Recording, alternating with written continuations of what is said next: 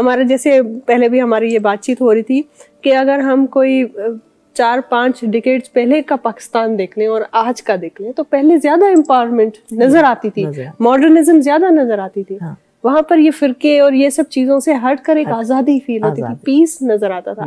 अब वो चीजें कम हो गई हैं यहाँ पर, और उसकी ये वजह है कि हमने औरत को कैद कर लिया। यस, आप देखिए हमारे जो कायदे आज़म, उन्होंने क्या कहा था, जब तक औरत और आदमी शाना बशाना नहीं चलेंगे वो मुल्क तरक्की नहीं कर सकता। बिल्कुल ऐसा ही। और मैं समझती हूँ कि इस्लाम में तो औरत की बहुत ज्यादा जगह है कि उसको, क्योंकि हर तरह की वो रोल प्ले करती है, माँ का है, बहुत ज्यादा हकूक है। मगर मैं जो अपनी औरतों को सिखाती हूँ कि देखिए हकूक तो दे देते हैं मगर उसके लिए फाइट करना होता है ना। आपको कोई आपकी सिल्वर ट्रे में रख के हकूक नहीं देगा, आपको फाइट करना होगा अपने हक के और लिए। मैं बहबूद की औरतों को देखती, इतनी एम्पावर्ड है, believe me, they are so empowered, और वो बहुत मैं खुश होती उससे। अच्छा, बीइंग अ लेडी, जब आप इस तरह का काम करती हैं ना तो कोई ना कोई हमें मोटिवेशन, इंस्पिरेशन चाहिए होता है। हाँ। आपको क्या इंस्पायर, क्या मोटिवेट करता है, मतलब आपकी सोर्स ऑफ इंस्पिरेशन क्या है? मेरी ये है कि आई वांट टू, जैसे मैं अपनी लाइफ को मोर मीनिंगफुल बनाना चाहती हूँ। ये नहीं कि सिर्फ मैं अपने लिए कर रही हूँ, अपना घर सजा रही हूँ, अपने मगर मैं मुझे जो खुशी आपकी अपनी जो जात है ना, अपने वजूद को आप किसी काम में लाना चाह रही हैं कि कुछ मैं अच्छा अपने मुल्क के लिए क्या कर सकती हूँ, कि मैं पाकिस्तान के लिए क्या कर सकती, और उसी के लिए हम वापस आए थे। और ताकत कहाँ से मिलती है ये सब करने की? ये अल्लाह देता है। अच्छा, ये अल्लाह देता है। कभी ऐसा होता है मैम कि भाई बहुत थक गई, लाइक मायूसी हो जाती है, कोई दिल आजारी हो जाती है, कभी ऐसा होता है? इस काम में मायूसी कभी नहीं हुई। हाँ, मैं थक जरूर जाती हूँ, बहुत ज्यादा काम हो गया है इस हॉस्पिटल की वजह से, मैं थक जरूर जाती हूँ। फिर मैं अल्लाह मियाँ से बातें करती हूँ, मैं कहती हूँ अल्लाह मियाँ अपने रहमत के फरिश्ते भेजना जो मेरे काम कर सके।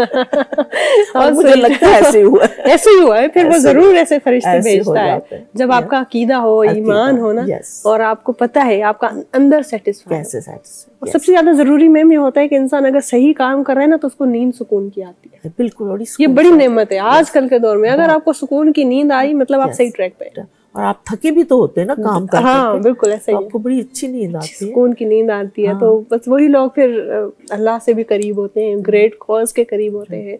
It's such a great cause what you are doing in your life. जो नई लड़कियां हैं अक्सर अब ये हो गया है कि मैं काम करूं तो मुझे क्या मिल रहा है, कोई सैलरी नहीं है, कोई कुछ नहीं, वॉलंटियरली भाई इंसान क्यों करे। ऐसी आती है आपके पास, इस तरह के लोगों से मुलाकात होती है? बहुत मुलाकात होती है, क्योंकि वो समझते हैं शुरू में, जब सुनते हैं कि मैं 30 साल से वॉलंटियर काम कर रही हूँ तो वो कहते हैं इसमें तुम्हारे लिए क्या है। मगर उनको ये नहीं समझ कि मुझे कितनी सेटिस्फैक्शन होती है इन गरीब औरतों के लिए, अंडर प्रिविलेज बच्चों के लिए काम करके मुझे कितनी खुशी होती है, क्योंकि आई फील अल्लाह ने हमें बहुत नवाजा है, so we need to give it back. वाह, जबरदस्त। ये एक सोच है ना, आप उस तरीके से सोचेंगे तो आपको वो चीजें और मिलेंगी। आप यहाँ से फ्री ऑफ कॉस्ट कोई हेल्प करेंगी बिना किसी मफाद के तो कहीं और से डबल मिलेगा किसी न किसी सूरत में। ये तो एक अकीदा है, जबरदस्त, ये बहुत अच्छी बात है। अच्छा, जब ये एंटरप्रेन्योरशिप पे हम बात करते हैं ना हमारी लेडीज के हवाले से, औरत की सिक्योरिटी भी सबसे बड़ा मसला है।